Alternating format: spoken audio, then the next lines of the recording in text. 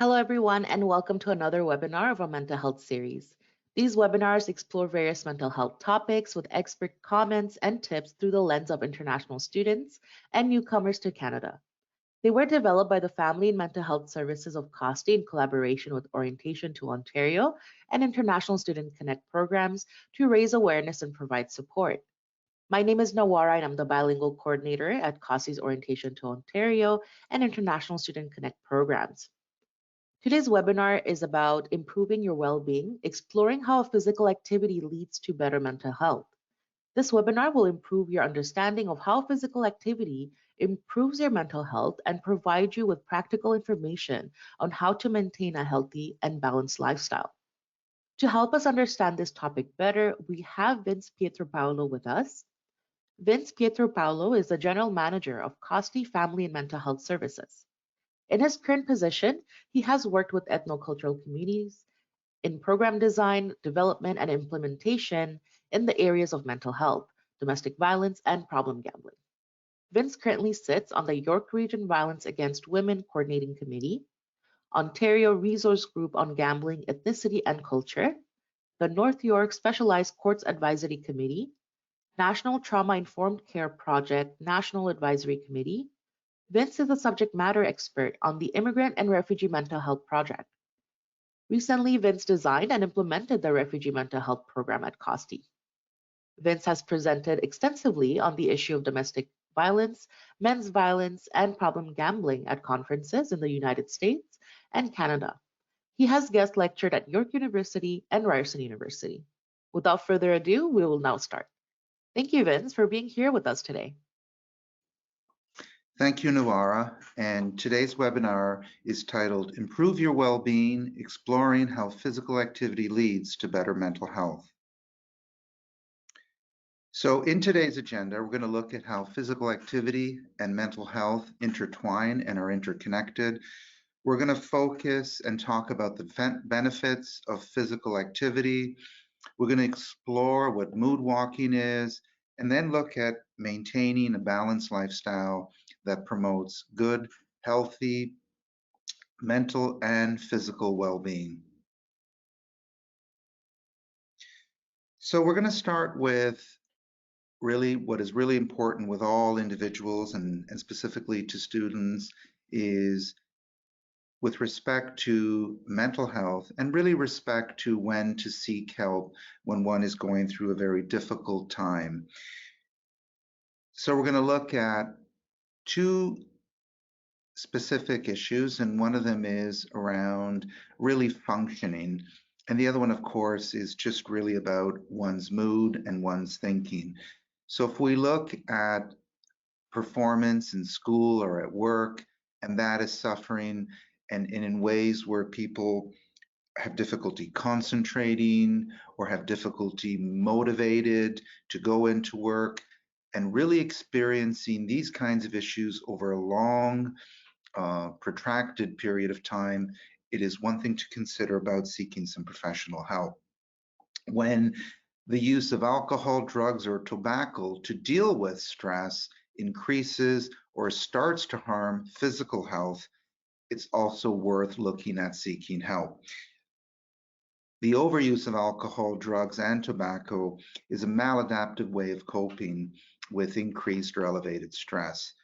When you see that your eating or sleeping habits change significantly, whether you're eating too much or eating too little, and the same that applies to sleep, when we see the habits of sleep interrupted, definitely it is a time to seek for help, whether it is a family doctor, whether it's a counselor. It's really, really important to address these issues because it indicates, again, over a prolonged period of time, it can really start to have you can really start to develop both mental and physical issues. When we look at behavior and we look at behaviors that are dangerous to the self, which also includes self-harming behavior, and that's not just about increased intake into alcohol or overuse of drugs to kind of mitigate and regulate emotions, it's also really important to look at when people are so emotionally distressed that they harm themselves in different ways. Whether, and we've seen this, whether they have thoughts of suicide or whether perhaps they may physically develop itches and scratch where they're bleeding in order to relieve the irritation or the itchiness, or even using knives and other instruments to hurt themselves so that emotional pain is felt physically. So again, these are self-mutilating types of behaviors. They're very concerning and usually an indication that it's important to seek some professional help. When thoughts become more irrational, when anxiety increases, and it's really not situational, but is really based on irrational ways of thinking. So there isn't a reasoned, evidenced approach to why one feels fearful or one is experiencing anxiety. It's really encompassed with irrational thinking. You have trouble getting through your daily responsibilities. And that is really important. When one struggles emotionally or psychologically or even physically to complete tasks that in the past were quite easy to accomplish, so you're really having a difficult time in your daily responsibilities and meeting these responsibilities, it's important to seek help. Withdrawing and isolating from friends and family and avoiding social situations, again, is another time to seek help. These are all indicators that the mental health needs to be assessed and looked at because definitely one is experiencing emotional and psychological distress. And again, as I said earlier, any time where you have suicidal ideations, thoughts of suicide, plans of suicide, or thinking that you might act out, and the thoughts of hurting yourself become overwhelming. And of course, suicide is definitely something that is to be taken very, very seriously, and one should seek help, especially if one is feeling strong urges or starts to develop a plan. So these are all indicators of when to seek help. And now we're going to talk about the relationship between physical activity and mental health. We're now going to talk about how physical activity and mental health intersect and how physical activity can really improve one's mental well-being and the importance of regular exercise. Now, we do know from the literature how regular exercise can relieve stress. There is documentation and research that shows that it improves memory, helps you to sleep better, and overall improves and boosts mood. What's also important to know is that one of the benefits of exercise is that, and in a recent study, when they compared the effects of regular physical exercise with medications in treating depression, what they found out is that in mild to moderate depression, regular exercise has the same benefits as medication in improving one's mood. And this is really, really important. So including and incorporating physical activity into one's daily routine as a way to cope with any kind of stress, and especially if one is going through and starting to feel a mild depression or experiencing anxiety, as well as anybody who has attention deficit hyperactivity disorder, what exercise does, it really allows you to focus, it allows to concentrate, it really allows the body to really go into motion and motivate and really changes the physiology both of the brain chemistry as well as the heart chemistry and all parts of the body. So no matter what your age or fitness level is, it's really, really important to use physical activity as an incredible tool to deal with any kind of mild to moderate mental health issues. Of course, you would seek help if mental health issues persist and if depressions are not alleviated by regular exercise. I think it's important to note that professional help and professional intervention is suggested and recommended. Now, one thing that physical activity does is it really boosts your energy level and really helps with irrational thinking and helps to have a more positive outlook and really have a better quality of life. Now, when we look at physical activity and we look at the minimum activity standards that are recommended for adults per week, we're looking at about 150 minutes of moderate activity. So we're looking at about 75 minutes a week of perhaps maybe some vigorous activity, and that could be a really fast, quick walk, as well as a bike ride, or a combination of both, right? But really, even a good brisk walk is really, really helpful just to get that heart rate moving again. And of course, this is recommended as just the minimum by the World Health Organization. So again, a body that is universally accepted, and those are the recommendations for physical activity, at least a minimum of 150 minutes a week of moderate activity, and definitely about 75 minutes of more vigorous. And this, again, keeps the heart beating, keeps the mind fresh. Now, what do we mean by moderate? Well, moderate means that you breathe a little heavier than normal, but are not out of breath. For example, you can go for a walk and you're able to chat with your walking partner, but you really might struggle singing a song. So your body feels warmer as you move, but you're not overheated and you're not profusely sweating.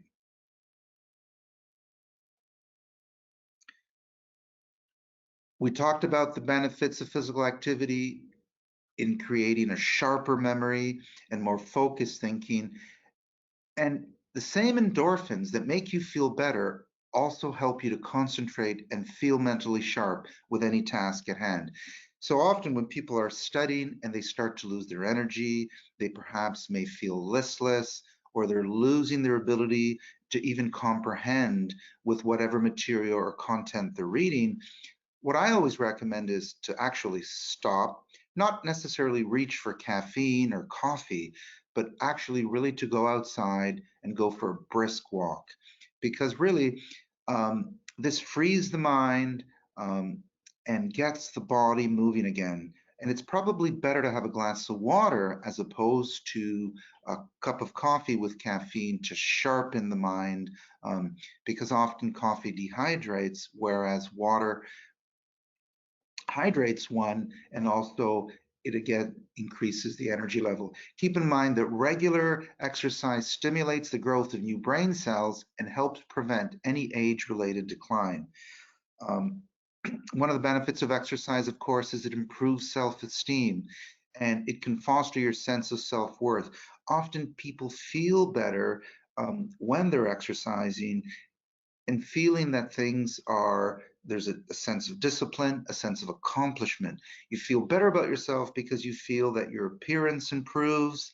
And again, you're meeting goals, and exercise goals are important. You're completing or fulfilling a task at least every day. So there's this sense of achievement or accomplishment. And this, of course, improves your sense of self, and again, improves your self-esteem. So those are some of the psychological benefits. When it comes to physical activity, of course, we know that if one sleeps better, you're going to be a lot more energetic once you wake up in the morning. So even short bursts of exercise in the morning or afternoon can help to regulate your sleep patterns. If you prefer to exercise at night, relaxing exercises such as yoga or gentle stretching can help promote sleep.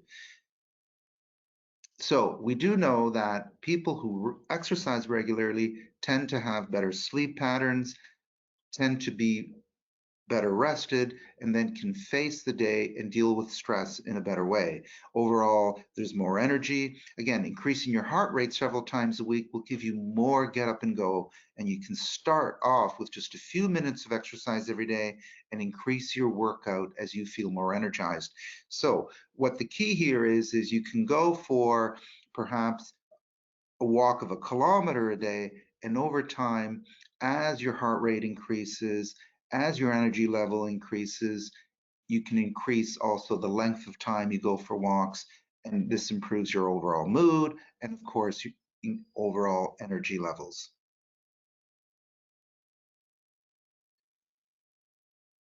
Also, what we've realized and what we know, and as one of the benefits of physical activity, is developing resiliency to manage stress.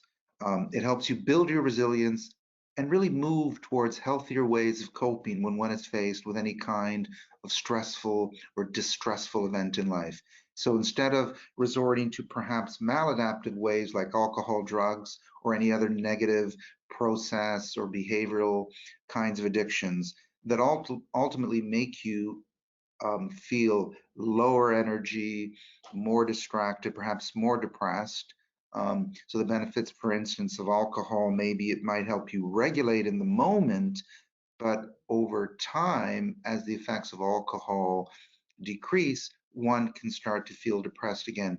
Where physical activity, which is a very healthy way of coping, builds that resilience, you feel psychologically and physically stronger to deal and cope with whatever issues are upon you. So we do know that also one of the benefits of regular exercise is it boosts your immune system. And of course, having a stronger immune system helps you to deal with the impact of stress. So you'll get probably less colds, um, and your vulnerability to any illness also improves because you have a better immune system when you're exercising regularly. Now we're going to talk a little bit about mood walking and defining and what is mood walking. So these days you may hear about it. I often hear about many people going out to do some mood walking. It's very much in vogue. Um, and what mood walking really entails is that it makes your brain more sensitive to quote unquote happy hormones, which really are serotonin and norepinephrine. And these are ones that are associated with mood, right? These are the hormones that we want to stimulate, that we want to increase, like any medication would, right? Any medication will increase the serotonin and norepinephrine uptake in the brain so that one, instead of feeling depressed, will feel their mood elevated. So the Canadian Mental Health Association, in partnership with Hike Ontario and Conservation Ontario, have a province-wide initiative that promotes physical activity in nature, or what is called green exercise, as a way to both improve your physical but also your mental health. So that is mood walking. And now we're going to talk about really the importance of living a balanced lifestyle. So we're going to really investigate what exactly do we mean by a balanced lifestyle and maintaining this balanced lifestyle. Now, when we talk about a balanced lifestyle, it incorporates having physical activity in your life and taking care of the physical self, taking care of the mental self, which includes, of course, any kind of social activity and socialization. It includes, of course, managing and caring for any kind of emotional world, as well as a spiritual world. So balanced lifestyle ensures that one is nurturing all these aspects of self, physical, spiritual, mental, emotional, and social. So again, take time out every day if you can to at least for 30 minutes exercise, and that is 5 times a week. It's really a short amount of time, and what I always recommend to people is schedule it into your calendar or your agenda the way you would a class, a doctor's appointment, and or a social appointment. If you schedule it in, so you know perhaps maybe on Mondays you have 30 minutes in the morning, you would schedule those morning exercise. Perhaps on a Wednesday, it would be an evening or an afternoon. Really, really important to actually make an appointment for your physical attention. Again, to optimize your physical and mental health, you want to sleep at least 8 hours, um, and keep a regular sleep and wake schedule. Don't drink caffeine 4 to 6 hours before bed, and minimize, again, your daytime use of any caffeine drinks. Avoid alcohol and heavy meals before you sleep. Minimize noise, light, and excessive hot or cold temperatures. You want to limit any kind of stimulation as your body relaxes, becomes tranquil, and you're ready for sleep. Again, maintaining regularity is really, really important. So eating on time, not missing meals. This is all part of a healthy, balanced lifestyle, right? Eat a balanced diet, resist junk foods, which oftentimes draw energy, right? And often you might feel tired. Avoid sugars and flours and opt for natural sweeteners and whole grains. And again, be careful about emotional eating. And what that means is essentially when you're feeling maybe down or you're feeling stressed, not to reach for food, but perhaps maybe engage in physical exercise. Now, to stimulate and have a well-balanced mental health, one of the most effective ways, of course, and especially as students, reading, and not reading academic material, but reading perhaps material that is requires less focus and concentration, but one engaging in reading materials where one finds pleasure. It is the most effective calming strategy, and reading alone as an activity lowers stress levels by 68%. Even 6 minutes can be enough to reduce the stress levels by more than 2/3. Because what it does is reading takes your mind away from whatever stressful event is. It's almost in a quick escapist way to go into a different mindset, into when you go into a story, kind of blocks out whatever issues or distress one may feel. So it's a really great, wonderful way to break from any stress. It lowers your stress level and it requires your mind to concentrate.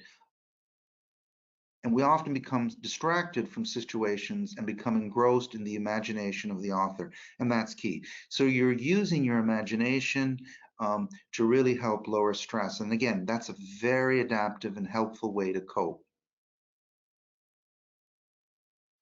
In your social world, of course, as Karl Marx said, surround yourself with people who make you happy, people who make you laugh, who can help you when you're in need, and people who genuinely care.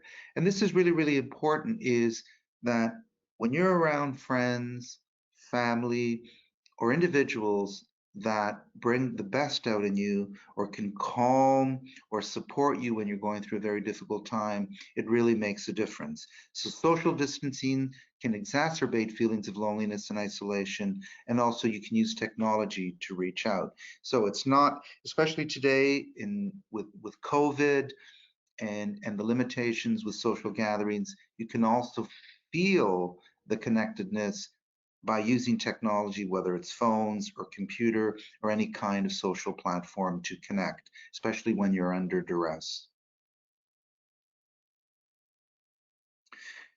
So emotionally and spiritually, it's really, really important to keep a gratitude list, counting what is positive and what the blessings are in your life. And again, transforming negative thoughts into thoughts of gratitude, looking for that silver lining, and focusing on things that work in your life. Often, when we're stressed out, we focus on things that aren't going well, that aren't working in our life, and we really become and we ruminate and obsess. And we tend to minimize or not consider what we have to be grateful about in our life. So keep in mind to balance that emotional and spiritual when you're feeling distressed. Don't just focus on what is not going well for you this day or this week, but also remember and make sure that you highlight and reflect upon what is going well, just to balance that out.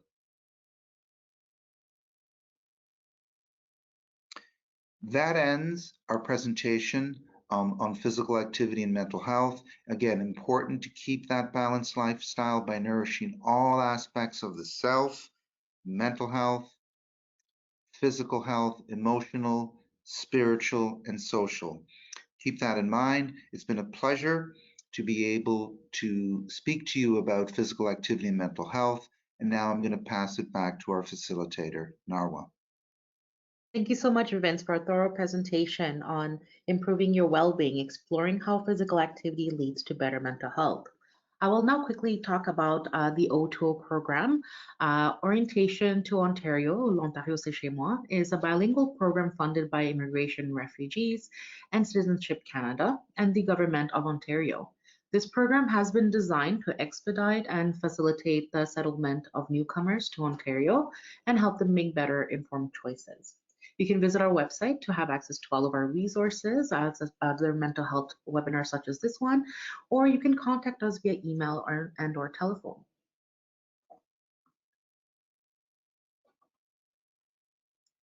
Our other program, International Student Connect, offers settlement information and orientation to international students pursuing a post-secondary education in Ontario. The Ontario Ministry of Children's and Community and Social Services is funding the International Students Connect project to provide support to international students and their families. You can visit our website to get access to all of our resources, and you can contact us via email or telephone. Cost Immigrant Services is a community-based multicultural agency with 18 locations in Toronto, the region of Peel, and York region. Costi provides services in more than 60 languages. Last year, over 40,000 individuals, newcomers, and refugees received assistance in the Greater Toronto Area. Cost Immigrant Services also manages the O2O and IC programs. Thank you once again to Vince Pietro Paolo for collaborating with us and for helping us develop these mental health webinars. Thank you everyone for attending this webinar, and I hope you have a great day. Thank you.